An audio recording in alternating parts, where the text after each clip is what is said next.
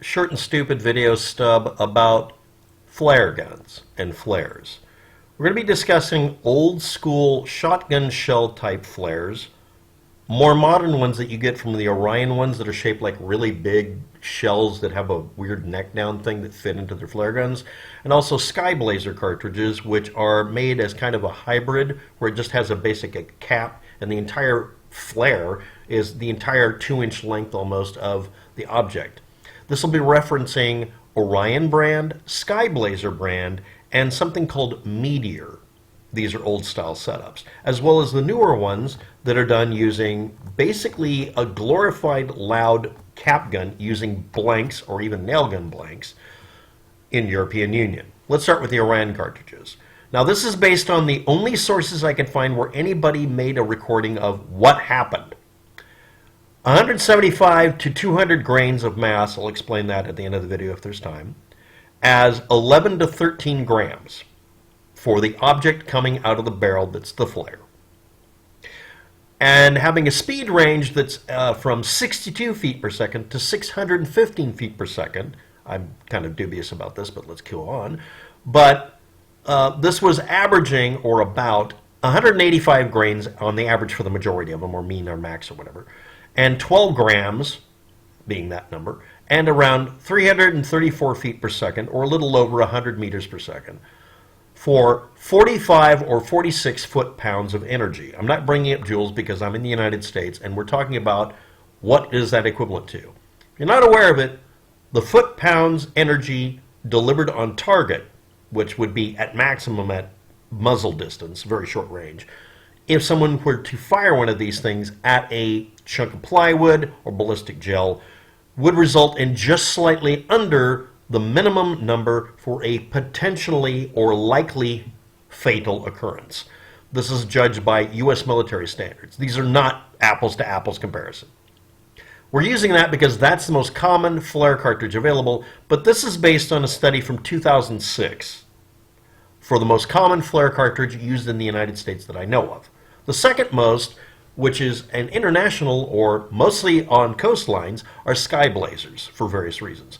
These were very consistent, 7 grams or 109 grains.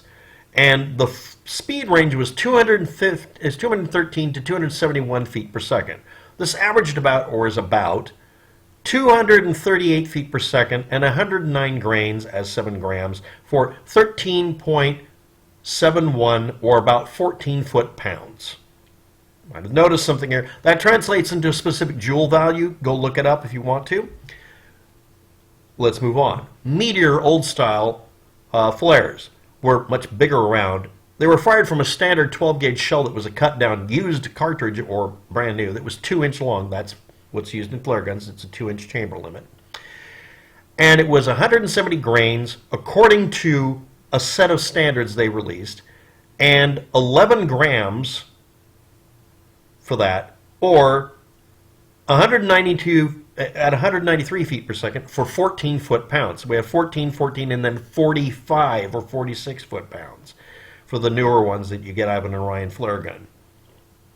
Now I'm going to compare this to European Union standards. A 16 millimeter or 0.63 inch screw-in or screw-on mini flare adapter that is to contain a reusable 15 millimeter or 0.57 to 0.59 inch Zink Feuerwerk, spelled in a weird way in Germany. This is the standard that's used almost exclusively from Germany outward, and these are used for pen launchers as well as for firing out of blank fire guns. They either use a shotgun primer or a very low power blank, sometimes called an acorn blank. They can be hit rim or center fire in some cases, and sometimes both. These reloads that you get 10 per package work out to a little under 60 grams, all the way down to 54 grams. They don't state the weight on them, and these are less than or about 5.6 grams, or let's say under 6 grams each. Now again, the American ones are rated at being 13 grams, almost double, and the Skyblazer one, again American and other, works out to being about 7 grams. Okay, that's getting close to it. And the Meteor old style ones were 11 grams. So Americans use heavier ones.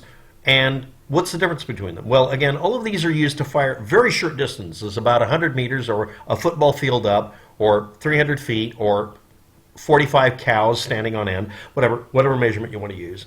And they're only rated and charged up to just go up about 300 feet so that it creates a really local dot. And the foot-pound rating, again, is always below either 14 or 50 or other. Now, the ones that are Zink Feuerwerk ones are based entirely on whatever blank fire you have, so they can go higher or lower depending on how hot the load is. And the Meteor old style, they all used primers for the shotgun shells. And again, 14 foot-pounds up to 50 foot-pounds almost, just below the point where you would have to declare it potentially dangerous or lethal. Now, the bottom of these things has a layer of gunpowder packed into it in a solid mass. And if they're kept over a long period of time, that gunpowder can flake off, forming powder. The powder acts as propellant instead of a delay fuse, because the idea is that it ignites the bottom of them, they burn off pretty brightly, produce a smoke trail, go up in the air, and then it ignites the pyrotechnic compound. It also acts as somewhat of a propellant after it leaves the barrel, acting like a little rocket, especially in the Skyblazer, which was made a lot longer than needed, so it would act like it had a nozzle and push it up in the air a little further, like a little model rocket. Barely within restrictions, so it didn't have to be registered as anything more than an entertainment object or firework. However, if they're old, they produce a higher propellant speed, hence going from 62 feet per second to 600 feet per second. Which, if you're not aware of it, me only doing the 300 some odd feet per second at just under lethality range is bullshit, because if they were really old or banged around in the back of a car or on a boat, they would come out of the barrel at well beyond the rate where it would be considered a lethal weapon and smoothbore in the United States, and made out of plastic so it's undetectable. You get the idea where these all went. A lot of alterations were done, such as making sure that if this did happen, the gun would blow itself apart. Originally, flare guns were sold in the United States with a latch on it that would keep it from closed, because they would fire a much hotter load. Once it was determined that these could do damage in ballistic gel, they reduced it down to using an extremely intense flare gun rated shotgun primer. And again, these were various weights. 7 grams, 13 grams, 11 grams, keeping it below the 15 gram pyrotechnic limit for sparklers or something of serious usage, serious fireworks. Meanwhile, in the European Union, they're about 6 grams or less consistently, for safety reasons, obviously. And some of them had wad cutter tips and looked exactly like something you would use as a self-defense weapon or for target shooting. They just patterned them after essentially plus 50 caliber slugs out of a 20 gauge shotgun in most cases, but some cases 12 gauge. Like I said, some of them were in the form of a shotgun shell that was just really short. Some of them had a weird shape where it looked like a suppository. I made jokes about it in the previous video about this. And some of them were just flat out weird stick-shaped things that fired things through its own internal barrel that did all the pressure taking and made it as efficient as possible so they could just use a shotgun primer.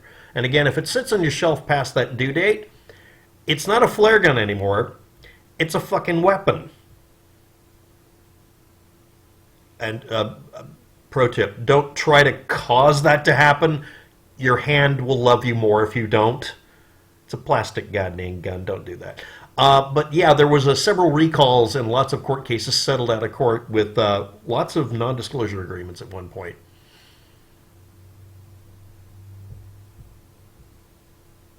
Pro tip, it's possible to make these things fly higher. At that point, get the right one. Yes, it's expensive, I know it, but get a real rocket one if you're going to be out where you need one that goes up high. Most of these have to be short range on purpose, so it's 300 feet.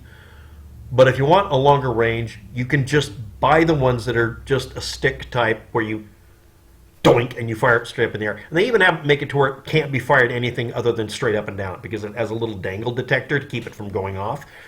I don't know what else to call it. It makes it to where you have to point it straight up like you're supposed to. And yeah, the thing in the movies where you'd fire a flare and it would blow up a shark or whatever, I'm not Mythbusters, but apparently there's some slight merit to this. And that had to be fixed. Oh my goodness. So, yeah, this is your little video. It's an addendum to a previous several videos on it because I'm into flare guns, you know, all Fortnite mode and all that. And especially Nerf gun versions. By the way, yes, there are conversions where you can make these fire Nerf darts by using a little spring-loaded thing where you put it in and the mechanism in an actual flare gun just fires it. And it's made to where it will literally, you glue it shut so it's always a Nerf gun. You actually regrind it and make it into a Nerf gun. But that's pretty expensive for a Nerf gun. But they're kind of cool. It's a lot better than the Fortnite one that's garbage. But then again, if you get that one, you won't have to deal with any problems. Warning. Altering a flare gun in any way, shape, or form to do anything but flare gun things is explicitly, fantastically, overwhelmingly illegal. And in the European Union, honestly, they do a better job with it just being, you know, a little stick thing that you can reload. It's a lot cheaper. In the United States, they gouge you financially. And yeah, the European Union costs were pretty cheap. Anyway, links below to specifications, But the thing that was given was almost none of these companies talk about the foot-pound or joule rating, because in every case, because of necessity, it exceeds the one you're allowed to use for less lethal ammunition. So, yeah, don't point a flare gun at anybody or anything. Treat it like a real firearm in every single case, even if it's the ones that are supposed to be really safe in the European Union, and make sure everything is inspected and you don't have any strange dust that might act as an enhancement to the velocity. Thanks for watching. Have a good day. Good luck with that. And this is a public service announcement from WAPTEC. Bye.